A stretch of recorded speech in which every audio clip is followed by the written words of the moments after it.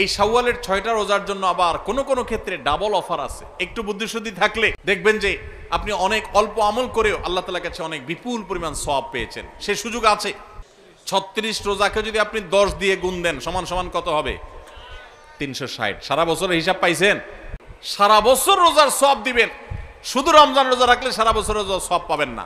আমাদের মা বোনদের একটা কমন প্রশ্ন আছে, অনেক ভাইদেরও কমন প্রশ্ন আছে, সেটা হলো যে কারোর যদি ভাঙতি রোজা থাকে, কাজা রোজা থাকে, যে গত রমজানে আপনি হয়তো অসুস্থতার কারণে 2টা রোজা রাখতে পারেন না, 4টা রোজা ভাঙা পড়ছে, কোনো মা বোন মাসিকের কারণে তার কয়টা রোজা, 7টা 8টা রোজা বা 10টা রোজা 5টা রোজা তার ভাঙতি পড়ছে, এই রোজাগুলো তিনি আগে রাখবেন নাকি শাওয়ালের 6 রোজা আগে রাখবেন? এটা হলো প্রশ্ন। যেই মাসে আমরা আছি শাওয়াল মাস, এই শাওয়ালের 6টা রোজা সম্পর্কে কিছু কথা না বললেই নয়। হাদিস আপনারা ইতিমধ্যে শুনেছেন, নবী আলাইহিস সালাম বলেছেন, মান সামা রমাদান, যে ব্যক্তি রমজান মাসে রোজা রাখলো, রমজান মাসে সবগুলা রোজা যে রাখলো, সুম্মা আতবাআহু সিত্তাম মিন শাওয়াল, রমজান মাসের পর যদি কেউ শাওয়াল মাসে 6টা রোজা রাখে, কয়টা রোজা? 6টা রোজা রাখে। কোন মাসে? শাওয়াল মাসে, যে মাসটা চলছে। তাহলে কি হবে? কানা কাসিয়ামিদ দাহর, তাহলে সে সারা বছর রোজা রাখার সওয়াব পাবে। আপনি 30টা পাইছেন, 30টা রাখছেন, 1 মাস রমজান মাসে সওয়াব পাইছেন। সাথে আর শুধু 6টা প্লাস করলে অফার হলো 12 মাস রোজা রাখলে যে পরিমাণ সওয়াব পাইতেন আপনার অ্যাকাউন্ট আল্লাহ সেই পরিমাণ সওয়াব জমা করে দিবেন। তাহলে কোনো বুদ্ধিমান মানুষের শাওয়ালে 6 রোজা রাখা ছাড়া উচিত না। অনেক উলামা ইকরাম এই হাদিসকে ব্যাখ্যা করেছেন এইভাবে যে আল্লাহ রাব্বুল আলামিন সাধারণত নেক আমলগুলোকে 10 গুণ পর্যন্ত বাড়িয়ে দেন, কোন ক্ষেত্রে আরো বেশি, দানের ক্ষেত্রে 700 গুণ আল্লাহ বাড়িয়ে দেন, কাউকে হিসেব ছাড়া দেন। এই যে সাধারণত আল্লাহ তাআলা নেক আমল করলে কয় গুণ বাড়িয়ে দেন? 10 গুণ। কয় গুণ বাড়িয়ে দেন ভাই? 10 গুণ। তো আমরা রমজান মাসে রোজা রাখি, সাধারণত সারা মাস 30 হয় সর্বোচ্চ, কখনো 29 হয়, 30 বেশি তো আর হয় না। তাহলে 30 হলে 30টা রোজা আমরা রমজান মাসে রাখলাম, আর শাওয়ালে যদি 6টা রাখি তাহলে কয়টা হয়? 36 রোজাকে যদি আপনি 10 দিয়ে গুণ দেন সমান সমান কত হবে? 360। সারা বছরের হিসাব পাইছেন ভাইরা আমার? এই জন্য আল্লাহ রাব্বুল আলামিন আমাদেরকে সারা বছর রোজার সওয়াব দিবেন। শুধু রমজান রোজা রাখলে সারা বছর রোজার সওয়াব পাবেন না। রমজানে 30টা রাখতে পারছেন, সাথে আর শুধুমাত্র 6টা যদি প্লাস করতে পারেন এই মাসে, শাওয়াল মাসে, তাহলে এই 6টার কারণে ওই 30টা আর 6টা সব মিলিয়ে আপনি সারা বছর রোজা সওয়াব পেয়ে যাবেন ইনশাআল্লাহ। চেষ্টা করা যাবে না ইনশাআল্লাহ? আল্লাহ আমাদের সবাইকে তৌফিক দান করুন।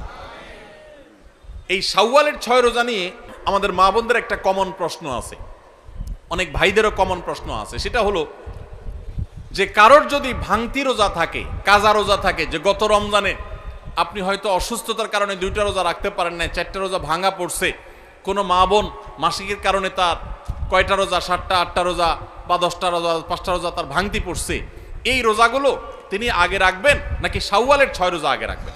এটা হলো প্রশ্ন। এই প্রশ্নের উত্তর হলো অবশ্যই রমজানের রোজাগুলো আগে রেখে তারপরে শাওয়ালের 6 রোজা রাখতে পারলে বেশি উত্তম। কারণ নবী সাল্লাল্লাহু আলাইহি সাল্লামের হাদিসে আমরা দেখি তিনি বলেছেন, যে ব্যক্তি রমজানের রোজা রাখলো এরপরে শাওয়ালের 6 রোজা রাখলো তার জন্য ফজিলত হলো সারা বছর রোজা সওয়াব। তাহলে আগে রমজানের গুলো শেষ করে তারপরে শাওয়ালের 6 রোজা রাখতে পারলে বেশি ভালো। কিন্তু যদি কোনো মা বোন বা কোনো ভাই তার মনে হয় যে না, ভাঙতি রোজাগুলো রেখে তারপরে আবার শাওয়ালের 6 রোজা রাখা আমার জন্য কঠিন হবে, গড়ে 10-15টা রোজা রাখতে 1 মাসে আমার জন্য চাপ হয়ে যাবে, তাহলে যে কোনো একটা অপশন যদি বেছে নিতে হয় তাহলে আমি বলবো অবশ্যই আপনি শাওয়ালের 6 রোজা, যেহেতু শাওয়ালের পরে আর প্রযোজ্য হবে না, এর সব শাওয়ালের পরে আর পাবেন না, এজন্য শাওয়ালের গুলো আগে রেখে ফেলেন এবং কাজাগুলো যদি পরে রাখেন ইনশাআল্লাহ আপনি পরিপূর্ণ সওয়াব পেয়ে যাবেন। তবে আগে যদি রমজানগুলো শেষ করতে পারেন সেটা বেশি উত্তম, সেটা বলাই বাহুল্য।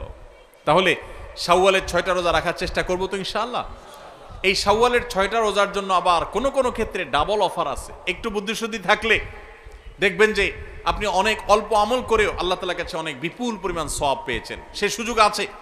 যেমন এই শাওয়াল মাসেরও চাঁদের ওই যে 13, 14, 15 3টা দিন আছে না রোজা রাখা সুন্নাত, ওই দিনগুলো রোজা রাখেন, পাশাপাশি আপনি শাওয়ালের 6 রোজারও নিয়ত করেন, অর্থাৎ একসাথে ডাবল নিয়ত করেন, ইনশাআল্লাহ সেটা আদায় হয়ে যাবে। তাহলে ডাবল নিয়ত হয়ে গেল।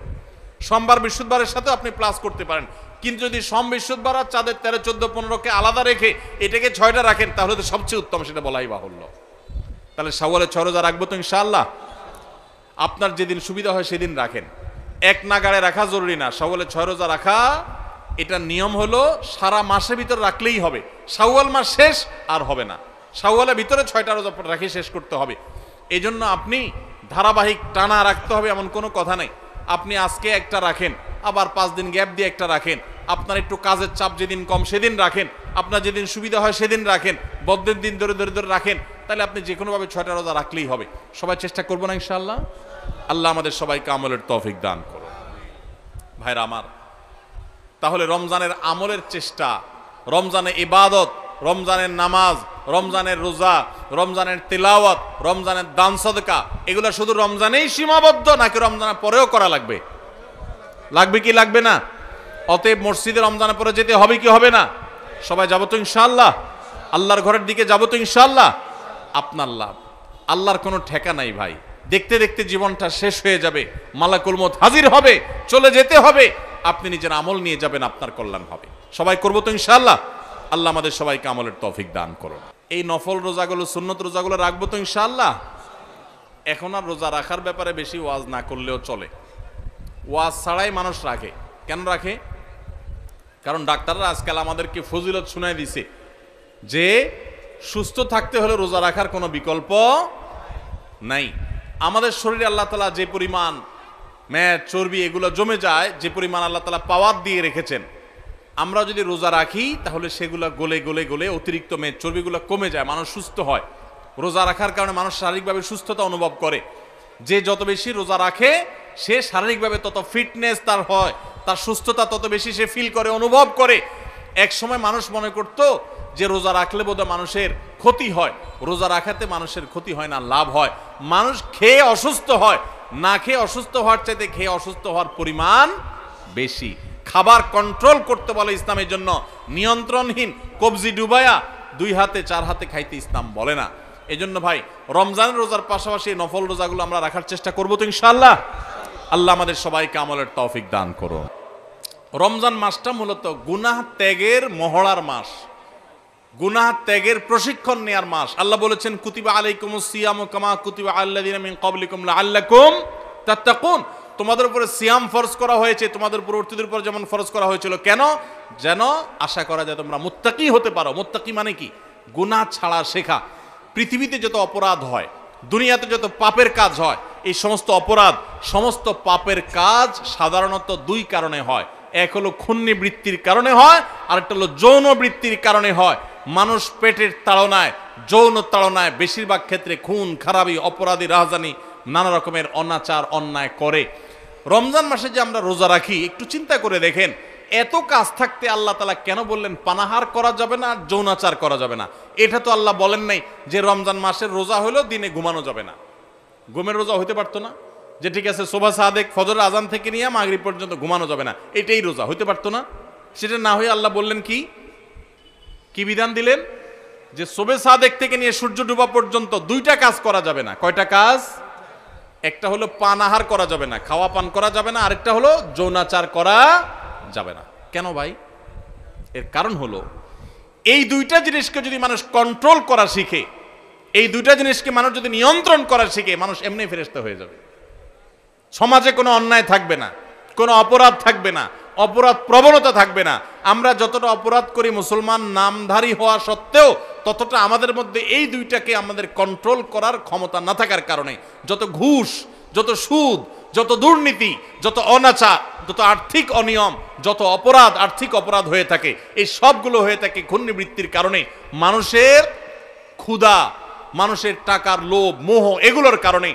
আমাদেরকে ইসলাম রোজার মাধ্যমে সেটাকে কন্ট্রোল করা শিখাইছেন যে বান্দা, তোমার পেটে ক্ষুধা আছে, তোমার সামনে খাবার আছে, তোমার পেটে, তোমার গলায় পিপাসা লেগেছে, তোমার সামনে পানি আছে, কেউ দেখছে না, বদ্ধ রুমে আছো, সিসি ক্যামেরাও নাই, তুমি একা একা রুমে আসো, চুপচাপে খেয়ে নিলে খেয়ে নিতে পারো, পানি পান করলে করতে পারো, কিন্তু আপনি করছেন না। এই যে আমার সামনে সুযোগ আছে কিন্তু আমি খাচ্ছি না, কেন? আল্লাহ নিষেধ করেছেন। ঠিক একইভাবে আমার সামনে ঘুষ নেওয়ার সুযোগ আসবে, সুদ নেওয়ার সুযোগ আসবে, দুর্নীতি করার সুযোগ আসবে, চাঁদাবাজি করার সুযোগ আসবে, মাস্তানি করার সুযোগ আসবে, আর্থিক অনিয়মের সুযোগ আসবে, রাষ্ট্রীয় সম্পদ আত্মসাতের সুযোগ আসবে, রিলিফের টাকা মারার সুযোগ আসবে, অন্যায় করার সুযোগ আসবে, 2 নম্বর পথে কামাইয়ের সুযোগ আসবে, কিন্তু আমি করব না। কেন? আমার আল্লাহ নিষেধ করেছেন। যে আল্লাহর ভয়ে রোজা রেখে আমি খাই নাই, যে আল্লাহর ভয়ে রোজা রেখে আমি পান করি নাই, যে আল্লাহর ভয়ে আমার পিপাসা ছিল, ক্ষুধা ছিল, খাবারও ছিল, কিন্তু আমি সেগুলো ধরি নাই, সেই আল্লাহর ভয়ে আমি সারা বছর যদি দুর্নীতি ছেড়ে দেই তাহলে সমাজটা ফেরেশতা হয়ে যাবে না? ঠিক একইভাবে যৌন বৃত্তির কারণে, যৌন তাড়না আকাঙ্ক্ষার কারণে, এটা নিয়ন্ত্রণহীন হওয়ার কারণে মানুষ খুন খারাপি, মাদক, নানা রকমের অপরাধের সাথে মানুষ জড়িয়ে পড়ে। ইসলাম বলেছে আমাদেরকে রোজার মাধ্যমে সেটাকে কন্ট্রোল করা শিখতে।